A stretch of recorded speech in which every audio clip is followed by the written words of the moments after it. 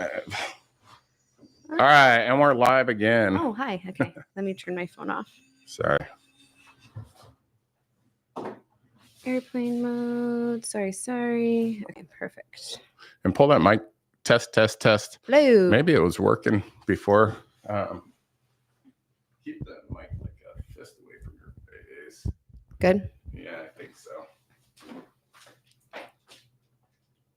I think so. I don't know. Find out.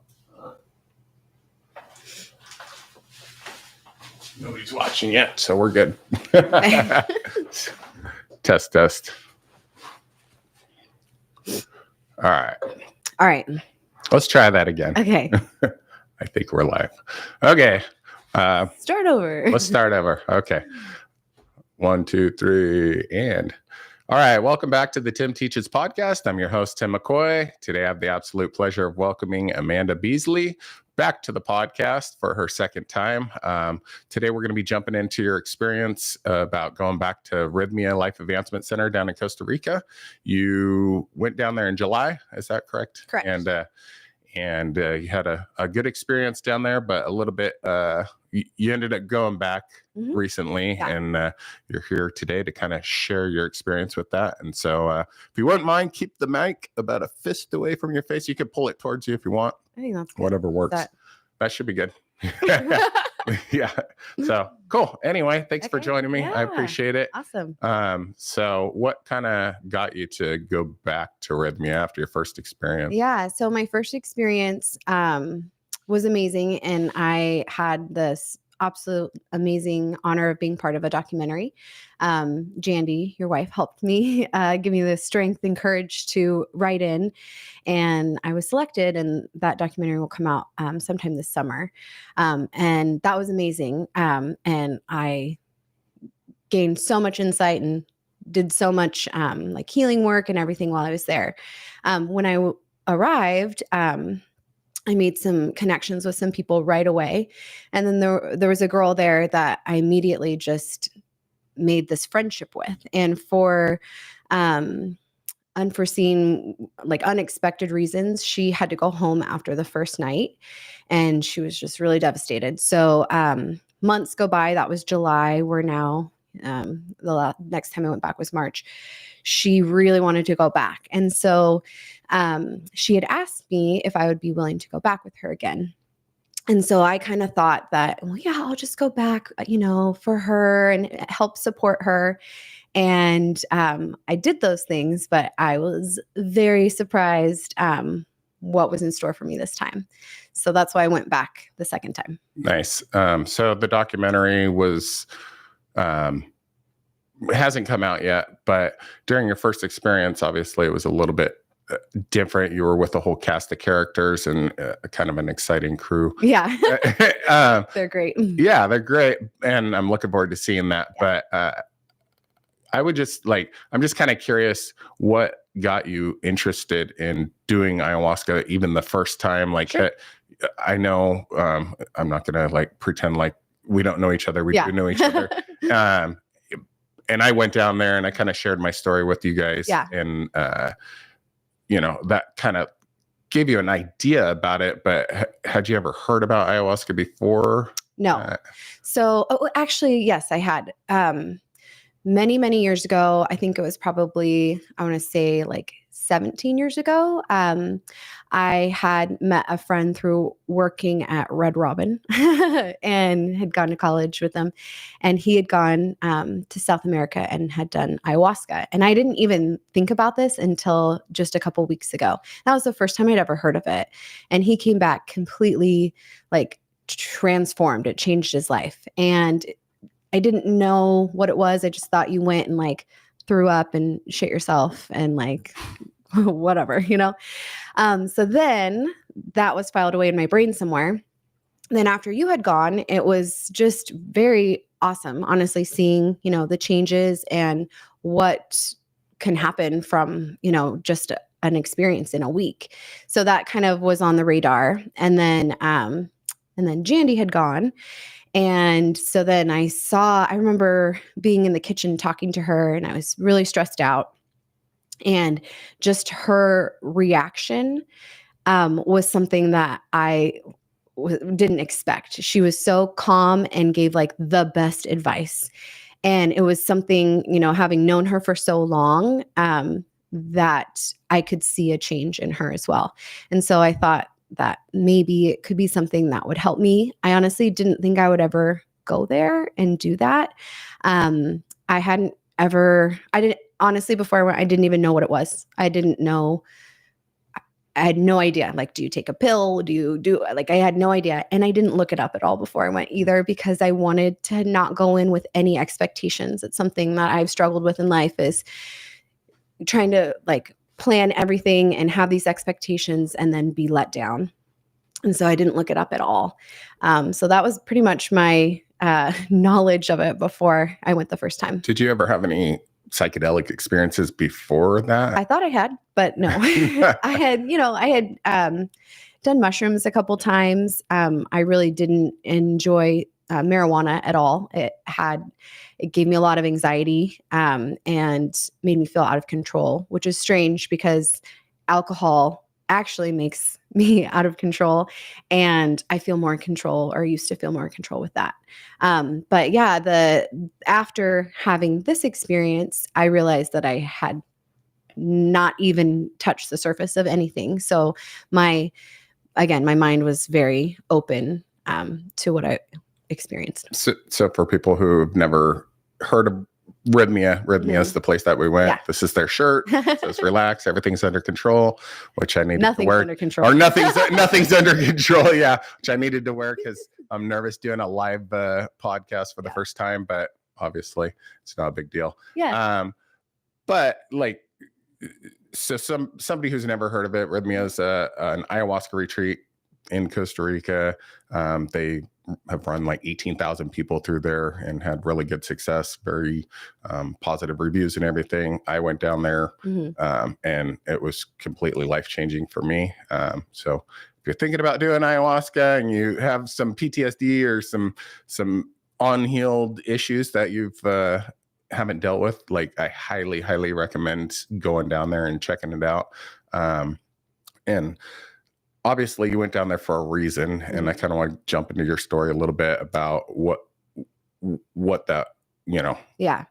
Something else I want to say about like Rythmia is, for me, my mind, I love science, and I'm very like science minded. And it is, I think in the whole world, the only medically certified place. Yeah. Medically licensed. Yeah. For me, I feel like the reason I was open to even going was because I knew that I was going to be in a safe place that had, like anything that I needed, like medical staff or counseling or any of those things. And so that was the main reason, honestly, in the beginning, that I thought that would be somewhere I'd wanted to go.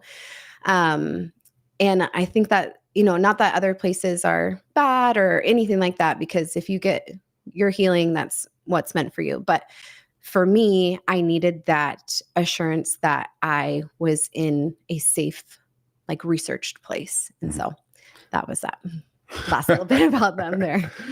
So your experience, kind of, if you wouldn't mind, just kind of like introduce yourself as far as like who you are. You're married, you have kids. Yeah. Just give a little bit of a background on yourself. So my name's Amanda Beesley, as you said.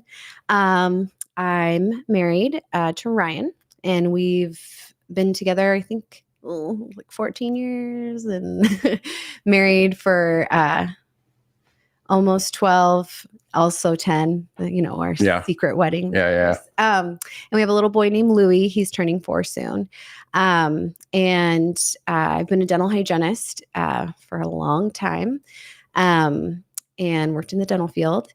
I grew up here in Southern Oregon, where we're at right now. Just moved back here literally 2 days ago. Welcome home. Thank you. I never thought I'd move back here, but it was something actually that I learned from the first time I was at Rythmia. It was something I was shown and actually followed through on it. And that's why we're here today. And so that's kind of my backstory. So I kind of want to jump into like your reasoning for going down there. Obviously, you're an only child. You're obviously. I was. Oh, you weren't. That's right. Your We first talked about ayahuasca experience. Yeah. Was it how long before? So her name's Luis. In your last podcast with you, I talked about finding a sister. Yeah. And she's, I think, 5 years older than me. Anyway, but yeah, her and I both grew up only children. So we just found each other. We met for the first time in October. So that's a great story. I mean, you did a 23andMe. You got it for It was actually, Christmas? thank goodness it wasn't 23andMe because they took that down as Ancestry. Oh, okay. Yeah. And so our DNA is safe for now. Yeah. So you did a DNA test and all of a sudden you got a message. Yeah. That was a pretty And we have amazing, we love each other. We have we don't talk all the time. We've only seen each other once, but we spent a whole week together and we just have a connection and it's very magical. Very cool. That's incredible. Yeah. Most people don't find a long lost sibling 30 years, 38 crazy. years later. That's crazy. Yeah. So, we're kind of talking about ayahuasca today and the benefits of it. And, it's not all positive. It's a very hard experience for people who have never done it. It was probably the most incredible thing and the hardest thing I've ever been through. And I want to hear about your experience. You went back for a second time. If people want to hear the previous podcast about your first time, you just tell your story however you want. So I decided to go in the beginning because I felt like there was things that I just had never dealt with. I've always been a very positive, outgoing person. But I knew that there was things that were festering inside of me that I needed to somehow get rid of to be the best wife, the best friend, the best mother that I could be, the best daughter. And so I had gone to therapy when I was younger and I absolutely hated it. It was so uncomfortable for me. And I can't imagine at that time of my life going back to do that again. And so I just didn't know how else to do it. So this seemed like a way to do it. The reason I had gone, some things happened in my childhood. I have a wonderful, amazing mom. She's the best. I just love her so much. And this whole experience has only made us so much closer. And she's actually gonna go to Rythmia. So we're hoping to get her there in August. We have to figure out some stuff, but she's going to go and she said she'd be fine going by herself. So I'm so proud of her. So that's a huge, cool thing. But I can say it now, I had some really bad things happen to me. Mm-hmm. And I've always told myself that, they're not that bad. Other people have worse things, because that's true. Other people do have worse things, but it doesn't change that those things happened. Mm-hmm. And so never talking about them or never acknowledging that they were bad, horrible things.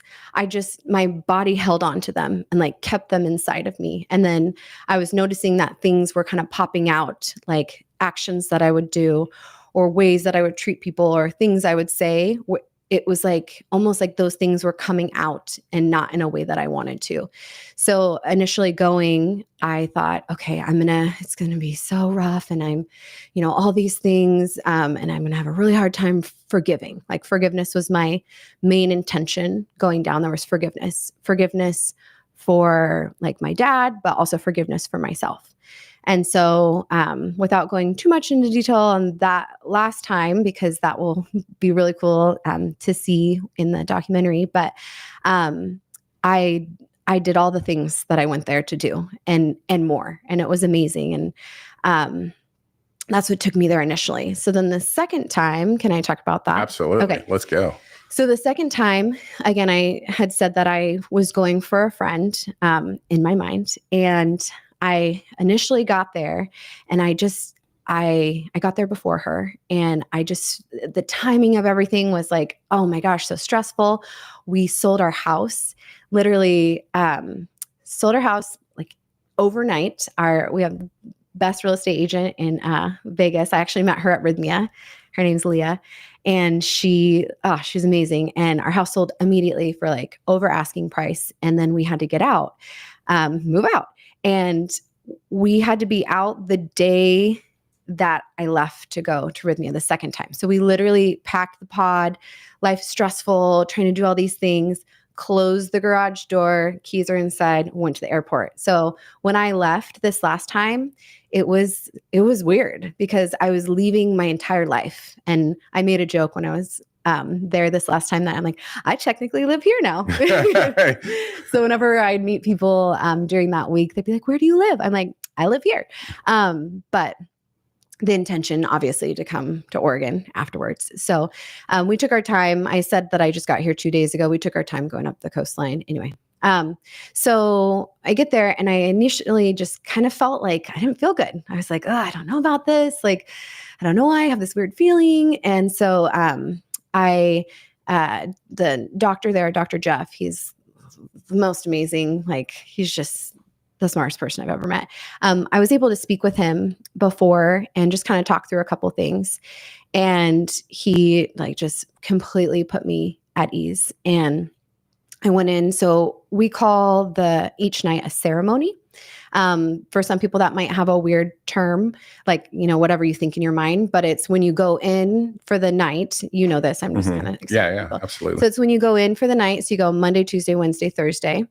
And you go into this beautiful building, imagine like where you do yoga and like the windows all open and you can hear the jungle and the forest and all these things. And that's where the shaman all go in and the people that help the shaman. And that's where the ceremony takes place, where you take the ayahuasca and you stay into the night, like sometimes 2 a.m. And you're in a safe, controlled environment where people are looking over you and helping you with anything you need. So I went into that first night, and I'm not going to go through every single night. I just want to kind of touch on. Oh, I hope you do, actually. So I went into the first night. So first off, I just kind of want to read this really cool thing about ayahuasca. Yeah. So first of all, it's a root. I didn't know that when I first went there. So it's really cool. If you see a cross section of it, it's like, I don't know exactly how big it is, but a cross section looks like kind of like sacred geometry almost. How interesting. And I, again, don't know exactly how they prepare it, but it makes it into kind of like a thick, kind of like a sludgy, like a smoothie consistency. Yeah, a delicious smoothie. It's purposeful that it doesn't taste good. And I think it tastes like gross, rotten prune juice. Like, is the only way that I can explain it. Maybe it tastes different to everyone. It's terrible. But anyway, so that is what it physically is. So then this thing that I want to read is there's this beautiful thing I found online. It's what is ayahuasca? And it says, I am not a drug nor a substance. I am a spirit, a great teacher, a doctor for your heart and your soul. I come not to harm, but to heal. I reveal not to punish, but to set you free. It kind of goes on. And these were things that were so true for me. I'd read this, but it means a lot more sense to me now. I am a mirror showing you the truth you've long forgotten. I walk beside you into the depths of your being, the places you fear to go.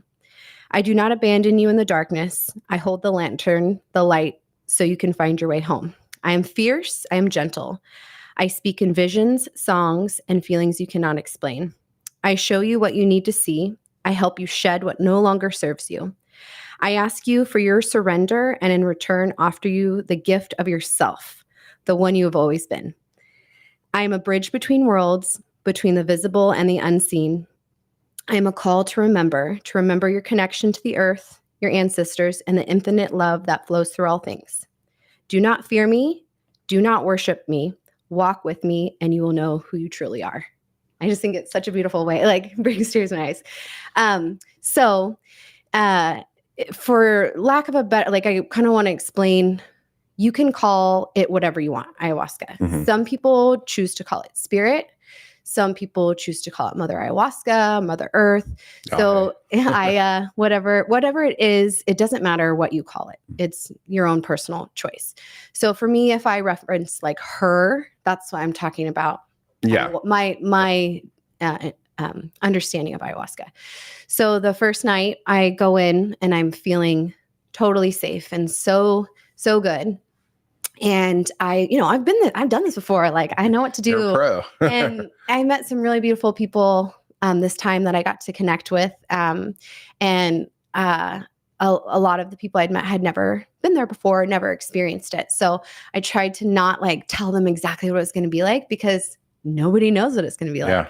Every single time is different for every single person, never be the same. So I knew all the people around me were super nervous, especially the friend that I had gone with. And I just went in being like, all right, what are we going to do? And in my mind, I thought, I've done everything. I did it all last time. I forgave and I did this, and that. Like, I don't really know what I'm even going to find this time. But my intention was this time to just really be open and grow like spiritually. That was my intention. So that first night I take it and I love watching people's faces, because everyone's trying to be like, oh, it's so beautiful and it tastes so good. And then you see them like turn around and they're like, oh my God. So that was fun. And then I take it and I immediately like, I felt it right away, which was really cool. Yeah. And that hasn't happened to me in the past. And immediately I go to this insane situation where I just get to talk to her. So it's like being in front of like whatever you believe in, like you're just sitting in front of God and God's like, ask me any question. Mm-hmm. And you're like, oh my gosh, like are my questions stupid? I don't know, And so I had this just beautiful, amazing experience where I just got to ask any question. Nothing was too silly, and nothing was like, I was like giggling, I was laughing, and we were talking about stuff. And so I asked like very precise questions and I got very precise answers. And it was just the coolest thing ever. So I got some really cool insights. And then, as I was feeling ridiculous for like, I don't know, I can't think of any more questions. It was changed into, okay, so how you just talked to me, this is what she was saying. How you just talked to me, now let's change it to you. Like, let's change this to your higher self, your best version of yourself. And I want you to learn that you are always there. Like you're always inside yourself. So you need to look to yourself and trust, it's basically your intuition. Mm-hmm. And so that's how my first night went, was that I got to ask all these questions and be introduced to my inner self, which I'd like your higher self. Yeah. I'd never met her before. So that was really cool. So I've taken that out of it. Now I, with decisions and things like that, like even a decision to come on here, because some of the stuff that I'm going to be sharing is like very, very personal. And I've been listening to myself and being told that I need to share. And I hope that I can help others. The other nights were amazing in all of themselves. I don't want to go into every night. I want to get to the final one. But every night built on the one before. So something that I learned each night would play into the next nights. And it's just is so beautiful how that whole process works for everybody, and the people that you meet during that time and you can share and speak with, it just makes the experience so much deeper. Like it makes everything make sense. And for living in a world where we don't ever get to make sense of anything, it is such a beautiful gift to experience something where you understand like why your life is the way it is. That kind of like what I was reading, like showing you all these things. Do you want me to keep going? Oh, yeah, absolutely. Okay. So the last night was a shaman named Taita Juanito, and he travels around, and he's like a true descendant of the Shipibo tribe, I believe. Yeah. Okay. Yeah. I was like, ugh.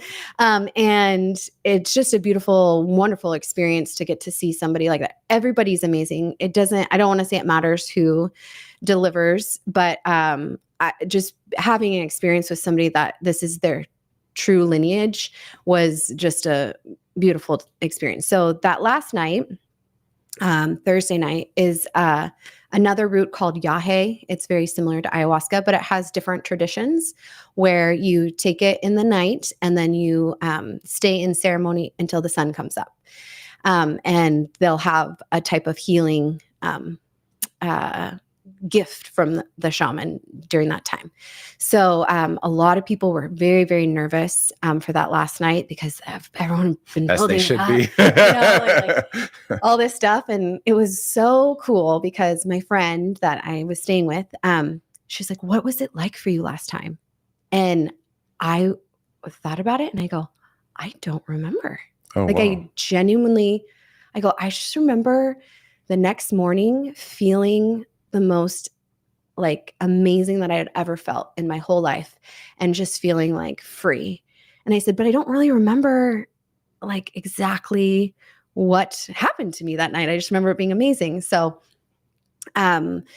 she was very nervous in particular. So I think that maybe helped her. And then another woman we ran into that we had made a wonderful connection with, she's French. She had said, oh, you're going to have the best night, and just made it like so beautiful for us. And truly, my friend and I had the best night ever. Like it was so amazing. So going into that, I was like, oh, I don't know what to expect. So you go up and you talk. Every single person goes up and talks to the shaman before, which I had never done that before in the previous experience. And you tell them your intentions. And he has an interpreter. He doesn't speak any English. And the interpreter tells, and then they tell you, and da-da-da-da. And so I see everyone going up there. And I'm like, how are they remembering? I have like my notebook and I'm like, I got to read them, all these things. And so I read them, my first intention. And then I like messed it up, and I didn't say a part. And then he tells it to, the interpreter tells it to Taita Juanito. And then I tell him my second one, and he finally the interpreter is coming to tell me what Taita is going to show me. And my ears turned off. Like I literally couldn't hear what he said. Yeah. I was like, oh, and then I was like, well, I can't ask him to repeat it. And so I was like, I did it wrong. I did the Yahe wrong. So I didn't hear the first part. And then the second part, he said that he would be giving me wisdom. And that he will give me wisdom, and I need to be open to receiving. So I was like, okay, well, at least I got that part. So I take the Yahe. I ended up taking the max that they allowed because I wanted to, with this experience, I learned that I wanted to go like deeper, and I was very trusting, and I was getting such great realizations and being rewarded because I was trusting that girl I met in the beginning of the week, my higher self and my intuition. So something that the classes that they have there are amazing, and they really help you the next day when you're not having taken the medicine. It helps you like each night, like guide you and say like, what are you trying to figure out? What are you trying to work on? And something they tell you is that the universe rewards bravery. And that was the biggest gift that I had from the time before that I used. And that's why I was rewarded last time, because I was brave in scary situations. And so this time, I always went to the hard. So whenever it was something I'm like, ooh, I don't want to go there, I was like, nope. It's hard for a reason, and I'm going to do it. I'm going to go. So that's how I went into that night. And so there was lots of different steps of like going to the hard. So before I get to this next part, I have had a medical condition since forever, as long as I can remember. And it's called hyperhidrosis. And so for people that don't have it, it's a excessive like sweating. Has nothing to do with being nervous. It has nothing to do with anxiety. It's a condition where you're typically for people, they might have one or two. I had all three. It's your hand, feet, and armpits. And they can just, like I have photos, my hands would just drip like uncontrollably, and my feet. And armpits, like that can be hidden. So can your feet. But the hands have been something that have been like humiliating and uncomfortable. And anybody that has it like knows that it sounds so silly when you say it, but it like rules your life. So I didn't even have a boyfriend until I was like 18 because I didn't want to hold somebody's hand. I swear, I made up a whole thing that I was a germaphobe because what do you do? You made that up. Yeah. I was like, So you didn't have to hold hands. I don't want to touch your hand. I just really like, I'm not, like I don't love germs. And yeah, so I made this weird persona to like protect me. And then the worst ever was like youth group, and they'd always have you all hold hands. And it was, people would be like, "Oh, disgusting." Really? People would do that? Oh yeah, my husband's even done that to me. Well, He's literally been like, "You are so gross," and I'm like, "I know." So those things, whatever. But yeah, it ruled my life. Like I would be in school and just like it would be dripping off the desk. Like you struggle holding a pen or a pencil when it comes on. You can be all alone in your bedroom, freezing cold with a sweatshirt on. I could sweat through a sweatshirt. It just comes and goes. It's like, it's not. And were you born with this, or was it like, so it is, or did it start later on in life? I don't actually know. My mom said that I've always had like been like very sweaty, and that like even from a young age, like my feet smelled terrible because I sweat so much. And so I've always struggled with that. And then now we did find out with Louis that it is a genetic condition. And so he has it on his hands and feet. I don't know if he has it in his armpits yet, but he has it as well. And I was like, oh, poor guy. And so, anywho, I couldn't get approved for TSA. They couldn't get a fingerprint on me. Oh my God. I've had to be like FBI fingerprinted for my profession. Yeah. And they're like, well, you'd be a great murderer because they couldn't get a fingerprint on me. So then in the last 2 years, I tried to get pre-TSA and couldn't get a fingerprint. And so they had to submit what they got, and I got denied. And so then I did, I don't want to say it's stupid, but I did the clear thing. It is stupid, but because they could do a retina scan. Yeah. And so they tried to fingerprint me too. I'm like, no, I'm here because it doesn't work. So then they couldn't get it on me either. And long story short, I found a medication. I went to the dermatologist. I've tried to do chemicals. You can have Botox, but it only lasts, like a few months, and it's expensive.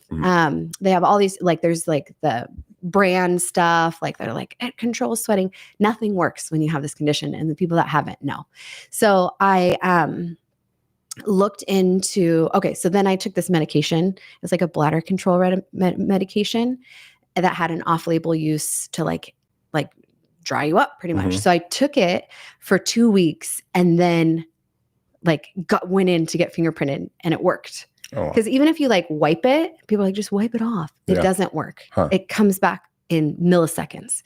So anyway, I finally got approved for TSA. So yay, that's awesome. All right. But then I stopped taking the medication because it was terrible. I'm a hygienist and my mouth was all dry. Your eyes are dry. Like you're just dried up.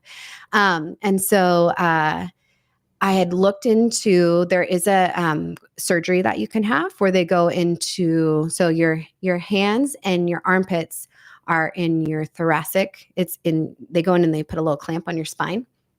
And so they go in and clamp it, and then you don't sweat out of your hands and armpits anymore. And then there's a different one for your feet, and it's in your lumbar, and they go in, and they can't do the surgery at the same time. So if you want to have it, it's 2 separate surgeries. And so I like had a consultation. I really wanted to do it. Had to like try to get my insurance to help with it, like explaining like I have problems driving sometimes. My feet will slip. I can't wear certain shoes. My hands slip on the steering wheel. I've almost slipped and cracked my head open on like floors and stuff.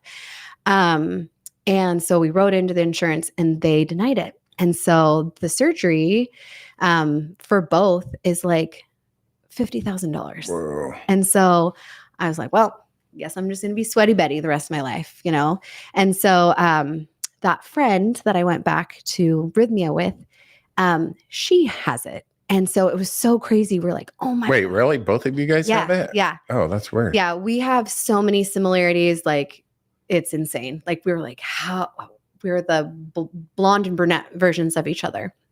So she has it, and she actually had the surgery. And for her hands, she didn't have the feet one. So, like she knew everything about it, and she, had the surgery, and now she sweats on her torso. Oh, weird. Yeah. It just moved. Yeah. So it just moved. Oh, wow. So her and I were laughing because, when we were at Rythmia, like we're doing the yoga and all this stuff. And like, I've never been able to really do yoga because I'm just slipping and sliding everywhere. So her and I would have our socks on, and then we'd like compare like whose feet were sweating more, because it was just crazy. So anyway, that's what hyperhidrosis is. So, I decided, that people can heal from all types of things. And in one of the ceremonies, I realized that, like, why can't I heal something? Like, why can't I can heal all these crazy, like, inner wounds and these big life-changing things. Why can't I heal this? Like, it's a misfiring in my DNA or in my body. And like the way the doctor explained it, it's just like a super highway that the exits like are all flowing into the same exit. So why can't I fix that? And so I was shown that there's something inside of me that I haven't let go of that is causing this. And so again, like loving science, I was like, okay, so, when somebody's stressed, we produce cortisol. Like we produce this hormone that causes all of these terrible things. You can lose hair, you can gain weight, you can, all these things. So I must have, even though in the moments when hyperhidrosis happens, I'm not like anxious or whatever in those moments, there's something inside of me that is causing this, is what I decided for myself. So by me sharing this, like, I don't want like, I'm obviously not a doctor or anything like that. This isn't medical advice. Yeah, this isn't medical advice, but this is true for me. And this is true for my life. So this is what I realized for myself. So I wanted to heal it. Why can't I? And so I went in with that being my intention. That's also what I told Tekta. I said, I didn't tell him what it was, but I have a physical condition that I want to heal.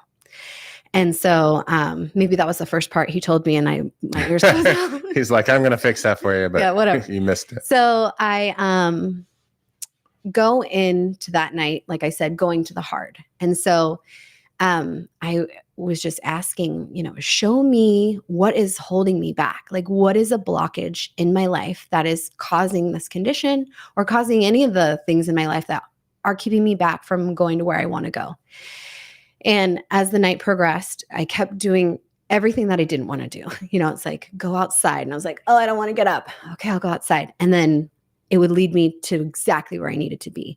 So I went outside, and I have this one bathroom at Rythmia. You have your own bathroom. I have my favorite bathroom. This time was actually really awesome too for people that are worried about like purging and going to the bathroom a lot. Some nights I didn't at all. And when I did purge, it was very, very few times this time compared to the time before. It's a lot, but it was worth it. But yeah, so this time it was like, sometimes it wouldn't even happen at all. And when it did, I was like, oh, thank goodness. Like, I'm so glad that's gone, So I go to my favorite bathroom. There's this beautiful fire outside. And if you're, you know what it looks like. If you're facing it, it's the bathroom to the right. And I call it my bathroom of epiphanies because every time. I'm the bathroom to the left. How funny. So our toilets are behind each other. Back up. So anyway, I go in there, and I'm like, I was feeling really like sick at that point, and I was feeling really nauseous, and nothing was happening for me. So it's a lot of times, like in life, when you're not feeling well and you're like, oh, I just want to throw up, but I wasn't. And so I was like, why am I feeling this? And so I saw this like moment in my life, and in the courses, they talk about that we have like a split in our personality when we're young. And it doesn't matter. Your split could be like, one of the teachers was like, my split was when I didn't get a donut and all my, siblings got a donut. Like, it doesn't have to be this crazy, insane thing, but for some people it is. Yeah. The worst thing that's ever happened to you is the worst thing that's ever happened to you. Exactly. And everybody has their It's threshold. different. Yeah. So I had realized that I've had a lot of really bad things happen to me. But none of them were the moment, like I couldn't find the moment that like started it all for me. So I'm in that bathroom, I'm feeling sick. And all of a sudden I like see this like moment and I'm like, ooh, I don't want to go there. Like, I don't want to go to that moment. And, what do? You go to the heart. And so I was like, okay. So I go to this moment. This moment I hadn't really talked about at all. And I just kind of forgot about it and kind of shoved it to the side. And after my last Rythmia experience, my husband and I were driving on this he'd surprised me because I love surprises. And we went and saw Alanis Morissette and we're in the car and I was talking to him. And it was a few, maybe 3 weeks after I had gotten back. And this memory came up and I told him about it. And I was like, I've never told anyone that before. And then I just shoved it away. Like, oh, it's not a big deal. Like I'm healed, Yeah. So it's that moment. So I go to that moment. So this is the part that I'm going to go to the heart right now and be brave. It's very uncomfortable and it's embarrassing, but I can actually talk about it now. So I was 6 years old and my mom worked so hard. She's such a hard worker and she was at work. My dad, severe alcoholic. And at that point, don't even know what drugs he was into. But my mom, she I have a hard time saying it because I don't want to make it seem like she's not a bad mom. She did what she had to do in those times to give me the best life. So she's working. My dad's watching me. He's downstairs with 2 guy friends that are complete slime balls and they're all wasted and doing whatever.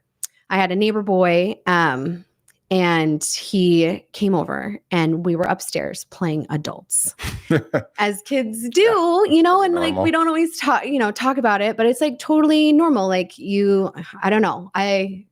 So we're playing adults and he's older than me, which I was like, oh, is that the thing? It's not the thing. I don't feel like that was the wrong thing, And so, we don't have clothes on and we're upstairs playing adults.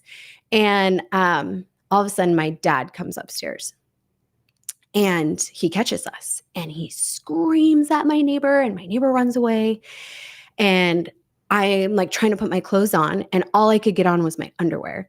And my dad drags me downstairs and he stands me in front of his 2 wasted slime ball friends. And it just starts screaming the most terrible things. Can I? Yeah. Okay. Yeah, whatever. So I'm a 6-year-old little girl scared. And he starts screaming I have a fucking whore for a daughter. She's up there. She's only 6. She's trying to have sex. You're such a slut. And he's screaming all these horrendous things at me. And I'm just standing in my underwear in front of older men. And the people, my dad is supposed to be somebody that protects you and keeps you safe. And he's telling me that I am these things. You are this, you are that. I can't believe you. You're disgusting. You're this, you're that. So I'm in this bathroom of epiphany, reliving this moment. And I'm not sad seeing it. And I have to also preface that the time before I'd forgiven my dad for things. And so I'm not mad at him. Mm-hmm. In this moment now, and in when I'm seeing this, I'm not mad at him because I know that that's not him. When I truly feel that, when you're at that level of intoxication, that you are you're possessed, mm-hmm. You've been taken over by a possessed spirit. That's how I choose to look at it. Yeah. And so I don't believe that that's who my dad was. My dad, there's so many good things, and he's a tortured soul, and I feel sad for him, and I feel so sad for his life. But that happened to me. And so in that moment, I realized all the things that I feel, every decision that I've made or how I feel about myself are the feelings that I felt in that moment. I felt embarrassed. I felt disgusted. I felt unworthy. I felt like bad. I felt all these feelings, and I realized those are things that I feel with like the hyperhidrosis. Like I feel embarrassed when I have to shake someone's hand. It's uncomfortable. I feel uncomfortable in my own body. I feel ashamed. I feel all these things. And I just had like a flash of my, like, not like I was dying, but I had like a flash of my whole life, like things that I've done in relationships, things that I've done to people, like experiences that I've had. Like I've done those things because of the feelings that I felt in that moment, and they've stuck inside of me, and I needed to get them out. So I take that experience. I did purge in the bathroom finally. And when I looked in, I'm very like present in that moment. It wasn't like, I was having like a bobcat jump through the window, like I knew what I was seeing. Yeah. So usually when you purge with ayahuasca, it's like black, every time I purge, it's always black. I purged after seeing that experience, and I looked in the toilet, and it was this thick, sorry, not to gross you out, but this thick yellow, like gelatinous thing that has, like, for me, it represented like the depths of my soul, my insides, my gut, like just this thing that just, ugh. And so for me, I looked at it and I'm like, that's like a demon. Like that is what was inside of me. But I'm, there's still more, but I could acknowledge it. So I went back and there was, you're not supposed to talk during that time to anyone other than, the people that are working there to help. And so I talked to the woman that was outside the bathroom. She had asked if I was okay, because apparently I was making some crazy I don't know what I was screaming, or I don't know. And I was like, yeah, I'm great, actually. And so she's like, okay, so it's coming up time to have your blessing. And I'm like, okay. So they take you to the center, and every time is different for everybody. This was just my experience this time. So they take me into the center with a row of all these people, and I'm sitting on the very end, like closest to the door. So I'm the last one in the line, and I'm sitting there, and I'm like, okay, like this is it. Like this, something's going to happen. Like this is my time to be as most present and listen the most I've ever listened in my life. So I'm sitting there, and I really struggle with asking for help in life. And a gentleman walked by me, and I just said, I need your help. And he was like, all right. So he comes over. His name is Shams. He actually works with Taita and Taita Juanito. And I said to him, okay, I have this thing and this condition, and I know that it's tied to what I just saw. Like I didn't tell him the situation, but I did tell him. I said, feel. So he was like knelt down in front of me. I was on a stool, and he knelt down in front of me, and I said, feel the bottom of my feet, and they're just dripping, And he goes, the same thing that everybody always says. Oh, are you nervous? And I'm like, no, I'm not nervous. And I tell him it's a condition and da da da da. And he's like, oh, my first wife actually had that, so I understand. I was like, that's why I asked you for help, So he's talking to me, and we're just like, I'm very like here, and he's like, okay, so I'm going to help guide you through this, but you need to believe, like this is you. It's all inside of you, and you need to believe. And it's like, okay. So they're coming down and they're doing the blessing. And like, obviously, me, I'm a very like outgoing, like I love people and I love all these things, but I don't want to like stand up in front of people. Like I don't want to do this right now. Like me neither, but here we are. So for me to like be as vulnerable as I was so difficult. And so I'm sitting there, and he's like, okay, here we go. And so they're coming down, and I had both, I had the shaman from last time. Do you remember his name? Oh gosh. I'm not sure. Anyway, so it's him from the time Yeah. in before. July, and then also Taito and Nito. And they come up and I know that I have to make myself the most vulnerable. I need to get back to that moment when I was a child. And so I make myself the most vulnerable and like embarrassed like I possibly could be. And I peed my pants. It happens. Standing in front That's of pretty common, actually. I hadn't heard of it until Yeah. my friend peed her pants too, but not my story to tell. Anyway, so I'm sitting there and it wasn't like an accident. Like I was like, I have to Embarrass do this. myself. I have to put myself in like, I'm an adult and like I'm up in front of all these people and I'm peed my pants. Like it was so shameful. It was so all these things, but I had to get in that like feeling, you know? So I'm sitting there and the shaman steps in my pee. And I was like, oh my God. Like I wanted to die. He's like looking at his foot. And then I hope he comes back to Rythmia, Amanda. I know. He like looks and I was like, I take my sweaty foot and I like put it on his foot. It was me. And he was like, oh, sister. And then he like come and he stepped in my pee and starts blessing me. So I'm standing there and I start to feel it. And I feel this feeling of like something inside of me is like trying to get out, and it's not vomit and it's not pee.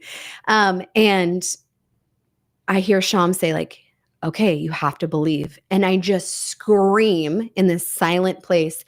I don't know how to believe. I don't know how. How do I believe? And all of a sudden, just a primal scream, like I can't explain the type of thing, came out from the depths of my body and just released out of me. Like I don't even know how long I was screaming this insane scream. I have like goosebumps. I have goosebumps too. It's just coming out of me. And I think I stand up and it's like this thing is coming out of me. And they're like, like, Oh, you know, yeah. the blessings. And I can't even see, like, I don't even know what's happening. And then finally, like all this goes on and I just am like I feel like it came out of me. That thing came out of me and was gone.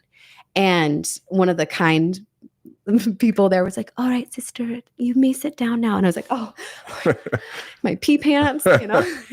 So I sit down and I'm like, oh my, like what just happened? Like this is the craziest moment of my entire life. And the gentleman Shams, him and I have an agreement. So he knows what's coming to him. Anyway, so he says to me, I want you to take this mantra with you in your life. And I want you to know that you are safe. He has no idea what my issue is, but he's like, I want you to know that you're safe. And if you see like a beautiful rainbow, or if you see blades of grass, or you notice something, the wind, whatever, like that moment was for you because you saw it. And everything is working for you in life. And everything in your life is going exactly as it should. And you're safe. And like, what more do you need in life? Like, it is the coolest, most amazing thing of my whole life. So the night goes on and I'm like, oh my gosh, and I can't talk to anyone yet. And I'm like, this is so cool. And so then I'm like waiting for my hands and feet not to sweat. I'm like, all right. It ends and I'm like still sweaty. And I was like, okay, I mean, whatever, I guess I can give it some time, and I have no idea what Shams looks like. No idea. Like I couldn't tell you what he looked like. And so I get up after everything's done and I'm like, I have to find him. And he had told me like, you'll find me. Like, and so I get up and of course there's a person sitting and I just know it's him. And I walk up to him and it's him, and we're talking and, he, we're just like you and I talking at this point. And he says to me, he goes, what is wrong with your lower right back? And I was like, what? And I go, how do you know that? He's like, I am a healer. Like, I am never wrong. And I was like, I hurt my back, my lower right back specifically, so bad before I was coming that on the airplane ride over to Rythmia, I couldn't even sit. Like, it was so uncomfortable. I've never had lower back pain, and it's specifically on my right side. So he, is like, yeah, I could feel it. And I kept telling the shamans to go to your right side, go to your right side. So later sharing with one of the people that work at Rythmia, this wonderful, beautiful lady, she said, you know what your lower back is, right? And I was like, no. She's like, that's where you hold like shame and guilt and all these like emotions can be in your lower back. And she's like, and the right side is your masculine side. And so it was just very like full, and you can believe whatever you want. I choose to believe. Yeah, 100%. And so that was that. And I was like, oh my gosh, this is so cool. So most amazing experience. I realized that like the first time that I went was wonderful and I did all the work that I needed to. And then this time was for me. It was raw. It was deep. It was all the things. And everything, I had this cool thing before. Everything was numbers, like 333 or threes. I saw it so many times before I left this trip, and it was in March, and it was all these 3 things. And so I kind of related it to like, like the drinking games. It's like 3s for me, So this time was for me, and I got the most amazing thing out of it. So fast forward, I get home. I don't have a home. I get back, pick up Ryan and my son Louie, and we hang out with my aunt in California, in Santa Barbara.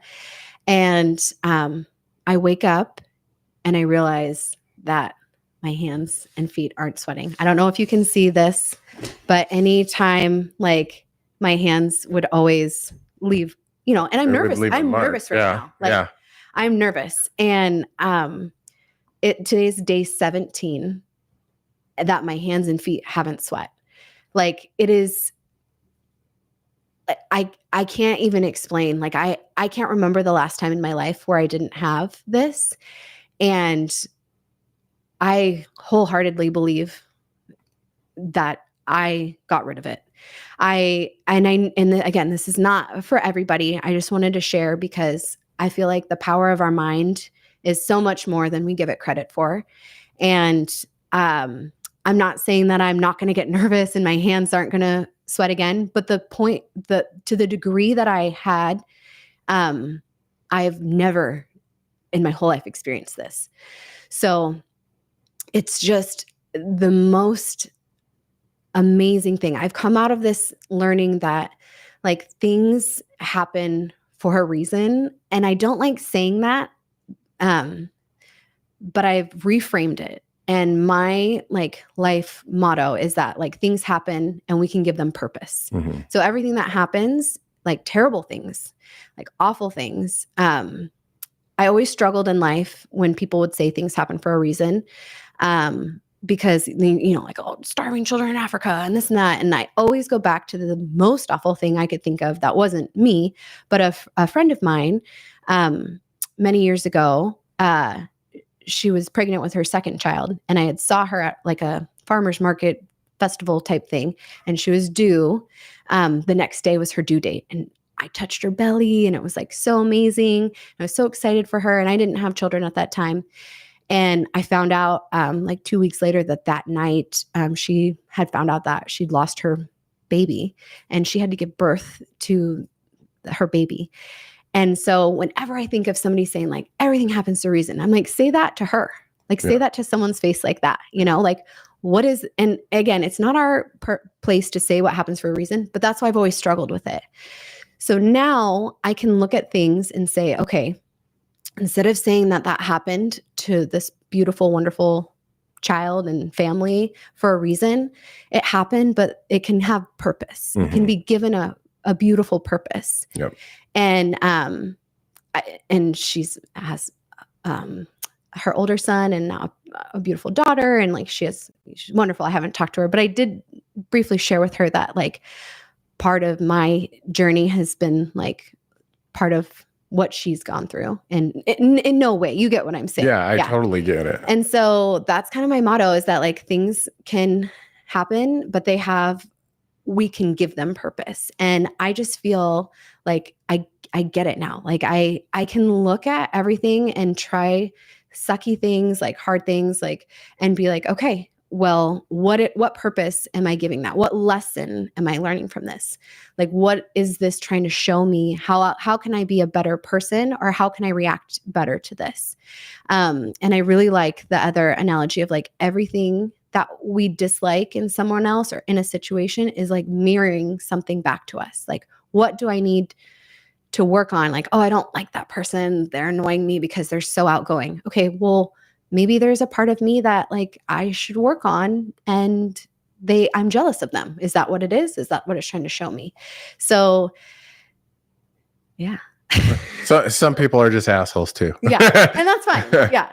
But I agree with you. Like, terrible things do happen, and they don't happen for a reason per se, but really bad things happen to a lot of people. And I think, you just can't let those things define you for the rest of your life. They're just things that happen to you. That's not who you are. Yeah. I mean, losing a child is the worst thing you could, one of the worst things I could imagine. But yeah, that's a hell of a story. Yeah. There, Amanda. And I just feel like, I know, like, I'm so happy. Normal things still happen. Like I, mess up on this or that. And I'm like, okay, let's reframe. Let's just have a different perspective on all of this. And it's just whatever it is for somebody out there that like might be like watching this, like our stories won't be the same. Nobody's story is the same. Nobody's me. I'm not you. But we can learn things from other people, and we can use plant medicine, if we choose, as a way to like open up parts of us. I would have never found that. I would have never found these parts of me without being in a safe environment, and as like my mantra, like I am safe. Yeah. It's totally wild to like try to explain it to somebody. And I'm not sponsored by Rythmia. I do love this shirt. We're not being paid by anybody. Honestly, the reason I talk about this is because like I found such incredible healing through it. But I believe in God, and I believe in a higher power. I think ayahuasca is a tool that opens. Some people can't necessarily just read the Bible and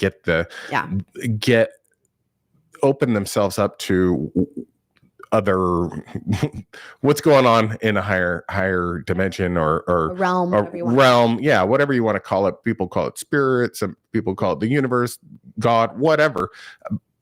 We're all praying to our higher power, and I feel like miracles do happen. They are real. They've been talked about forever in time. And I have a kind of a wild story myself that I haven't shared with anybody or you. And and I'm not taking credit by any means for anything when it comes to this situation. But my buddy Derek, he had like stage 4 cancer.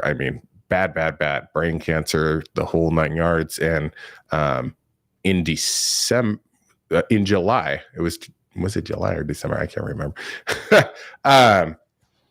Like I freaking puked as hard as I. What is wow, that? I don't know. So I was leaking. Anyway. Are you peeing your pants? Yeah. It's me. It's the air conditioning. Anyway. Divine. No, so anyway, I had a hell of an experience there, and a lot of prayers and thoughts went out to my buddy Derek, and because he was in deep trouble. And so I purged extremely, extremely hard and looked in the bucket, and I was like, what the fuck is that? Why am I purging? Like, what is that? And you talked about it. You're like, there was this like gelatinous thing, and I looked at it in this bucket, and I'm like, what is that? And you're kind of out of it. You're definitely out of it. And immediately it was like that's Derek's cancer. And I was like, Whoa, see, there's a chills I was like, again. what the hell? And I hadn't even thought about him in probably a month. Sorry, Derek, but like, I just hadn't. And I hadn't went in there with any kind of intention of thinking about him or anything like that. And so that I was like, that's weird. So I freaking texted or I told Jandy about it.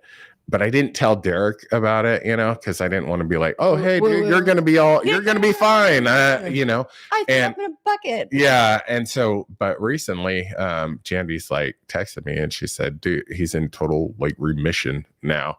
And I was like, what the hell? He also is taking ivermectin, which is, also not medical advice, but highly recommend you try it if you've tried everything and nothing else is working, because they are seeing some positive results in that. But it's wild. I don't know what the hell's going on with, plant medicine, but it definitely opens you up to other possibilities and other ways of thinking and healing. And it helped my PTSD like no other. And I'm very thankful that you've got to experience it as well. And that was another thing. This time I really got to connect with a lot of the other people there. And there was 2 individuals in particular that were there, I believe, for PTSD reasons, and had just the most phenomenal like breakthroughs. And they'd done other things, and had other experiences, but like for the one gentleman in particular, like this was his time that took him to his place in that moment. And it wasn't in combat, and it wasn't what you think it would be. And it was a moment from his childhood that he needed to face and deal with. And it was just, I think in a situation like that, it explained to him why he was what he was in the military. And again, it's an insane experience to be shown why you are the way you are. It's like taking I got really excited. It's like taking a DNA test. Yeah. It's like taking and being shown all the reasons you are who you are, and you express these different things. Like, does your pee smell when you take asparagus, or all these things? It's a tool to show you like every place you're willing to explore of why you are who you are. Yeah, you get a lot of answers, and unfortunately, you can remember a lot more than a dream, but it is kind of fleeting, some of that stuff. And you ask all these questions like, tell me this, and you're like, I have all the answers to everything. And then, it kind of subsides, and, it's not a cure all per se, but it definitely helps you heal. And so anyway, you got anything else to add? Just like you were saying, like, it's not a magic pill. Like, you have to do the work. You have to put yourself in. And somebody put it like really beautifully, that plant medicine or ayahuasca or whatever route you take, but it teaches you, like you're in school, it gives you the assignment, and then when you get home, it's life, and life is the homework. So you have to put in the time once you have this experience. You can't just have it and then be done. For me, it's breath work. I had never known what that was before. And now it is a daily practice for me that centers me and brings me in. So finding something, if you do have this experience, that grounds you and ties you back to all of the lessons so you can do your homework. Right on. Amanda, thank you so much for taking time. Thanks for you couple people who are watching live. This is the first time we've done a live one. And so I appreciate you bearing with us, and thank you very much. And we'll see you on the next one. Thanks, Amanda. My non-sweaty hands.